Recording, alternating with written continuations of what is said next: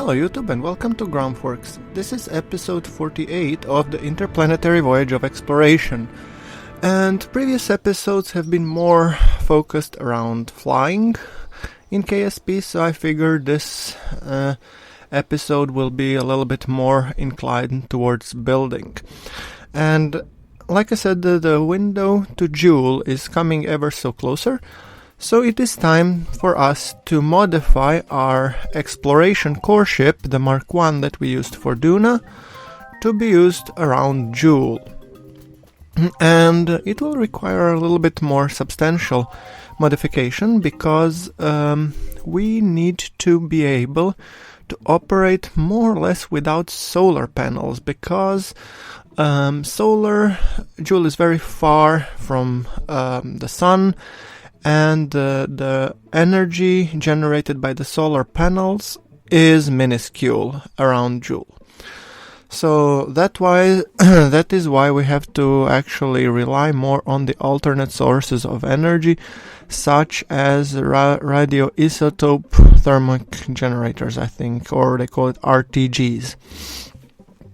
And also we will be sending in this one also one nuclear reactor, I think, from the near future electric mod. So now I'm fixing more communication dishes, and those are the ones that will be used not to communicating back for Kerbin because those will not be sufficient, but we will use them to communicate back to between the probes that will be going around various planets like Lathe and Val and etc.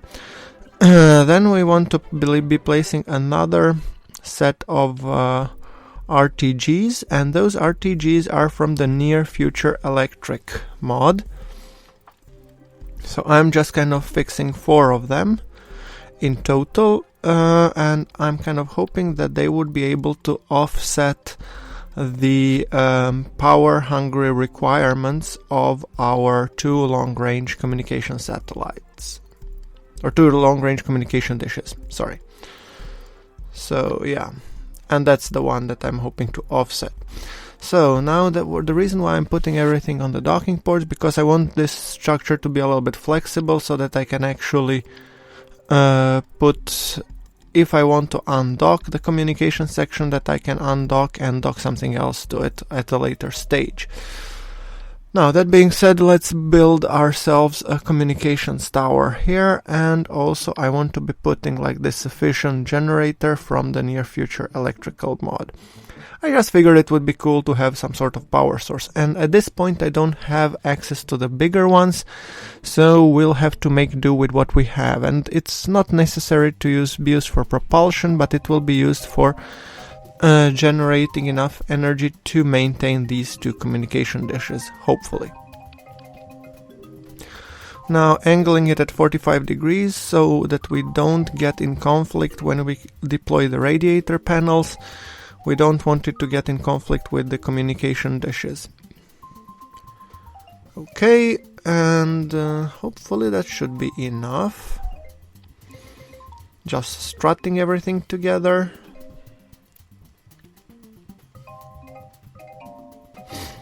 And if I'm reading this correctly, our power generation should be more than sufficient. It should actually be sufficient even without the fission generator, but I want to keep it in place just in case. Okay, adding cameras, because once we get there we will want to see what's going on. And let us now look at our communications satellites. The core ship part is done, and now I want to be building the probes that we would be sending with this exploration core ship.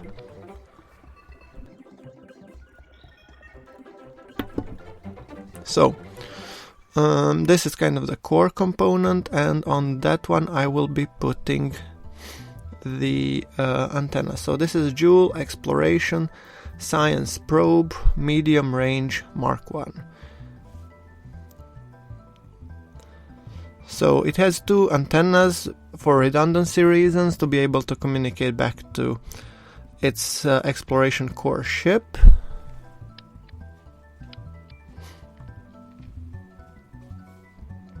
and it will use 2 medium, hopefully communication dishes, maybe to communicate inter-system, but I don't think so. I think this should be enough. Now I'm looking for, let's see, I'm looking for some RTGs because I will need to power these 2 antennas. And I want to be using only RTGs, no solar panels whatsoever. Because if I start using solar panels, I'll get into the discussion if something goes wrong. I mean, solar panels can lock, can etc, etc. Bottom line, I just want to make sure I have enough RTGs to be able to sufficiently power this probe. And I'm also factoring in the amount of power that the engine will require to operate continuously. So hopefully the power generation should be more than sufficient, even if some of the RTGs fail and decrease output. It should be more than sufficient to maintain communications dishes once we are actually where we want to be. Okay, putting now some science equipment, thermometers, graviolis, pressure. I don't know how much we will be using the pressure, but then again, you never know. What else? I'm just looking for this kind of smaller experiments that I can cram in. And then it hit me, I could actually put in ScanSat, because why not? I'm usually sending ScanSat in a separate ship. And given the fact that this is quite far away destination, I don't want to be launching actually a separate ship. I want to cram them in together. And here I'm actually putting the RPWS antenna. Then we want the magnetometer boom. Yeah, and I'm pretty much thinking one more camera wouldn't hurt, obviously, just to be able to see it from the control room. Actually, tell me guys if you think that the control room is cool. You've seen it on a couple of episodes now, and I think it looks very cool. So I think it's like adds to that immersion element. I don't use it as much as I would like, but then again, I just think it's kind of nice to see. Okay, cramming even more RTGs, obviously. And I'm kind of thinking I might want to remove this experiment and put some lighting instead, because let's face it, these guys won't go into the atmosphere ever. So I would rather design a separate probe that would be capable of doing so. So yeah. The purpose of this one is to perform orbital science around maybe lathe, Val, etc, etc. So, when we will want to do surface science, we will want to create another one, and this is the one that I'm actually building now. So I've cranked up a little bit time acceleration because it took me a while to actually design and create this and then later modify it. So sorry for that, I'm a little bit cranking up, but hopefully you should see enough of what I'm doing here. And this one will not be using near future, but the regular like liquid fuel and oxidizer, because I want it to have more sufficient thrust and because it will be simply pushing more mass than the other probe. So that's kind of the reasoning behind it. And I'm kind of using this from near future construction, I think. The side attachments, and I want to be putting 4 of these smaller engines, which should net me quite a lot of delta V, which is kind of the point, because I'm planning to deploy the exploration core ship somewhere around Jool, probably in high orbit around Jool, and then I plan to send these probes to individual planets. That's the plan anyway. That's why I want my probes to have delta V equal to at least maybe 1,500, around that mark. I don't know exactly how much is to go between, let's say, Jool and maybe Pole or Bop or whatever, but then again, we don't want to care, so let's just design this one. Okay, now I'm trying to use onion staging for this one. I might be even doing asparagus if it comes to that. And here at the bottom I was thinking of attaching an impactor probe, or maybe not an impactor, but the probes that would be able to descend on the surface of maybe lathe and actually do some science experiments before its batteries ran out, hopefully. So yes, it will be a complex mission, I'll give you that. So I'm now a little bit fiddling back and forth, adding even more tanks, you know, because we can. 2300 delta V, which is great in my books, but then again, once we start adding a lot of this stuff, because right now the probe is only 383 kilos, which is practically nothing. So yeah, we do want to add stuff, so the more stuff we add, the more mass it has, so yeah.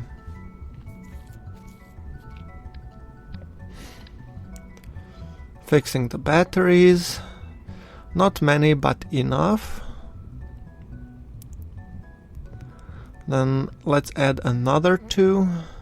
And at this stage I'm thinking, okay, rather than putting impactor probe below this engine stage, I'm gonna put them on the sides. So what you see until now, the one will be like the transfer stage between the planets, and then here I will be putting our let's say surface probes, or yeah, call them whatever you want.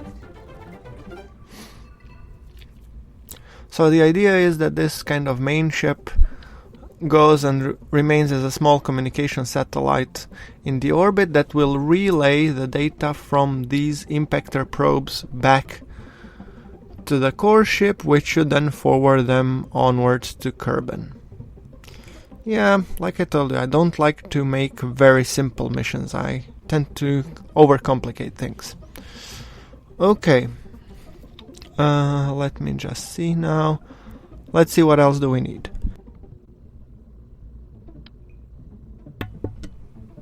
We need the landing legs, obviously, for the impactor probes. Communication dishes, some science equipment, and some batteries, hopefully, and some sort of power generation, in the ideal case.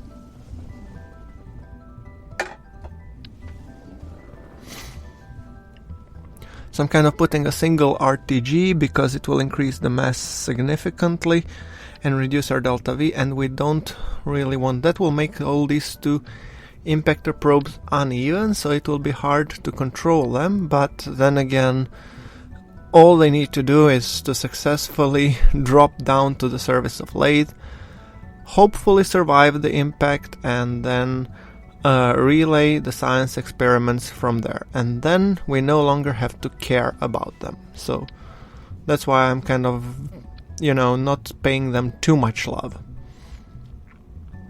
Okay, then I want to add another because my delta V went a bit down. So I was thinking, yeah, I want more delta V, that's for sure, so why not add 1 stage more? And I'm gonna do it asparagus staging. So as you can see, the most outwards tanks are dropped first, then the inwards tanks, and then all comes to the main stage. So hopefully this should have enough delta V even to maybe get to Jool, but then again, what can you do? I tend to over-engineer things. Okay, so that being said, I think this probe is more or less ready to actually do some testing with it. So I think I'm pretty happy with the design. The only thing that concerns me is, yeah, we haven't put any communications dishes on this probe, and I don't need very large antennas on it because it will be mostly going to lathe, because lathe is the only one that actually has these impactor probes where they make sense, because they will be landing down with parachutes. So if it doesn't land with a parachute, well, we don't have to care about it. So from that perspective, the antennas that we need are just sufficient that they reach lathe. And then we added some RTGs to make sure that those antennas are powered as well. So yeah, for each thing you add, you have to be careful. What else? So yeah. I'm making sure just I have also the Communotron antennas for the short-range communication, some lights because they look cool. Yeah, and I think our probe actually looks pretty good. Might as well add a little bit more of the tanks, but I don't think that will be cutting it. But let's see. It looks a little bit chubby, so I'm kind of concerned a little bit.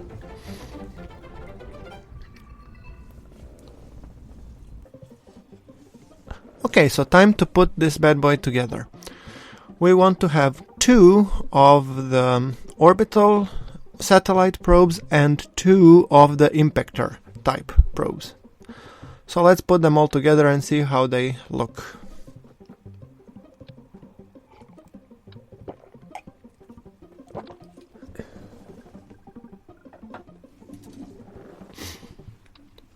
Okay.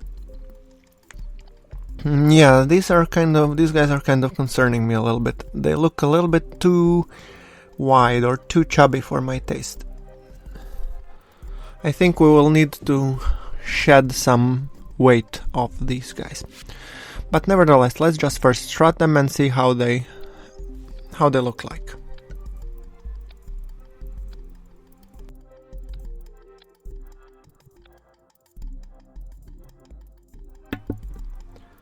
Okay, adding some communication antenna to the core ship, and I'm putting the fairing, the biggest one that I could find, the 3.75 expanded fairing, and I'm still concerned that it won't be sufficient.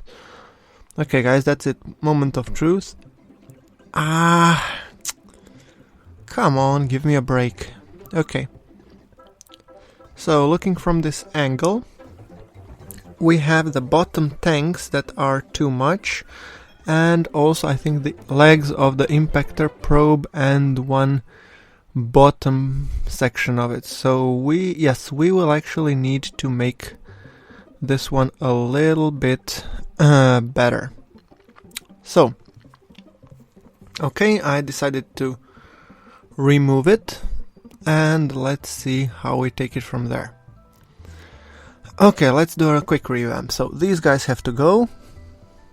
This bottom stage also has to go.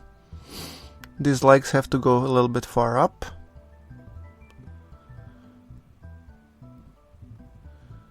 Yep, something like that.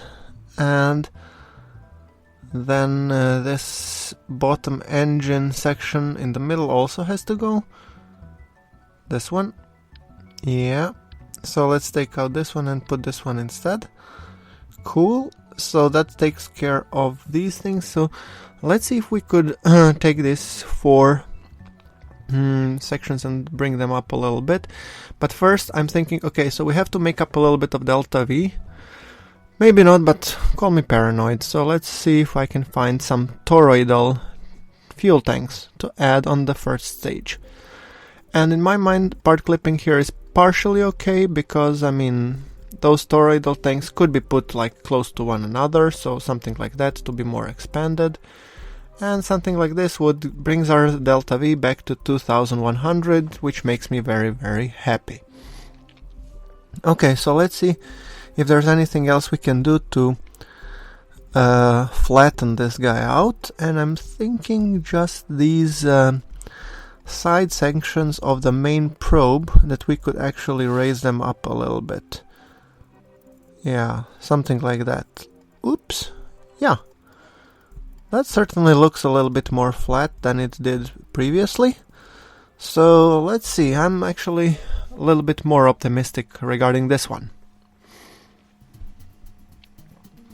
So exploration, micro impactor 2.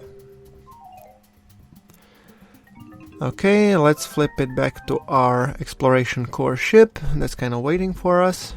There it is. And exploration impactor 2. Yeah, this one actually, as you can see, looks much more flat. It's still a little bit on the chubby side, but we just might get lucky with it. So yeah, let's strut it first. Strut, strut, strut. Okay. And let's put the Communotron on the group 1 because it's very handy rather than me having to find my way and click through it. And let's see. And yes! It is just enough. Awesome! Wow! That's a big sigh of relief.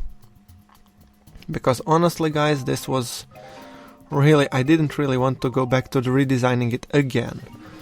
So yeah, like I said, this episode is build heavy already as is. So yeah, let's see. Now I want to be, there won't be returning of the ascent stage because we are taking it with us. So here is the decoupler, and this design is now being inspired by our advanced Duna exploration lander, and you'll see exactly what I mean in a second. Fixing the staging now.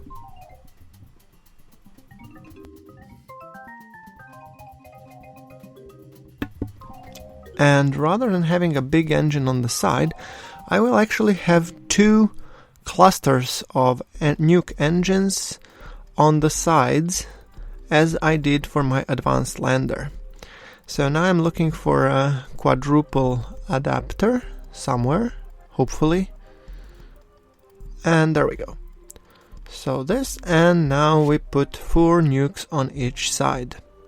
Hopefully that should give us enough thrust and enough fuel economy to be able to safely reach Jool. And then we put the fuel line going from inner tank outwards. And as you can see, this brings our delta V to 6.2 thousand. That's actually enough even, I think, to reach Sarnas and Urlum. Hopefully. So, because we have to remember these ships are going on a one-way trip, not on the two-way. So all of their delta V can be expanded just to get to their destination. That being said, we're not fully done with this bad boy, so we need to put some monoprop tanks, because this rocket, just using SAS, it's practically unsteerable. We don't have to have it balanced because we won't be performing docking with this guy, but it needs to be at least controllable. So as you can see, this is the transfer stage which I'm hoping to get to Jool. And now we're building the ascent stage, and that will require a little bit more of engineering. So putting the Rhino engine, and the thrust to weight with this one is abysmally low. It's 0.87, even with the engine as capable and powerful as Rhino. So we have to give it a little bit more kick.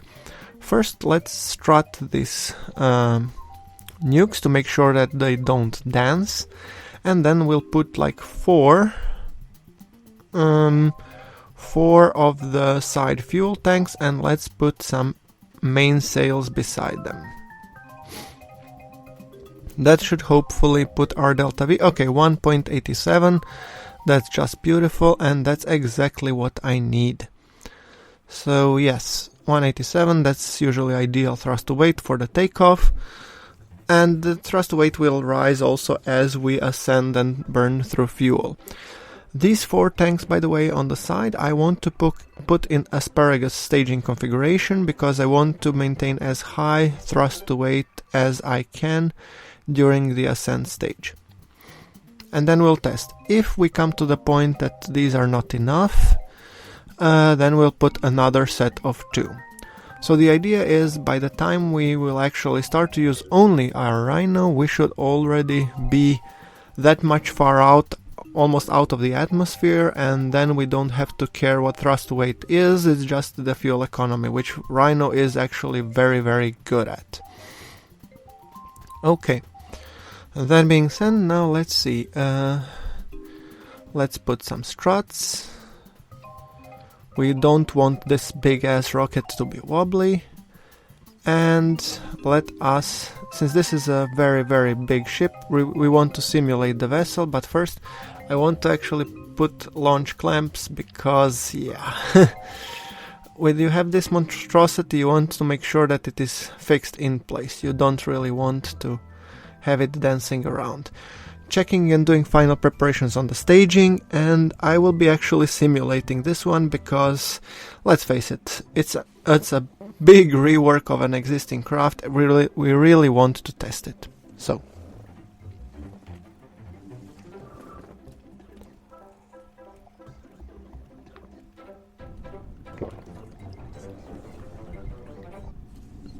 Okay, and close. Waiting for the physics warp to kick in. And my game crashed, so I reloaded it again and blast off. By the way, you guys are enjoying this, looking pretty smoothly. I have to say that I was playing this at 3 frames per second.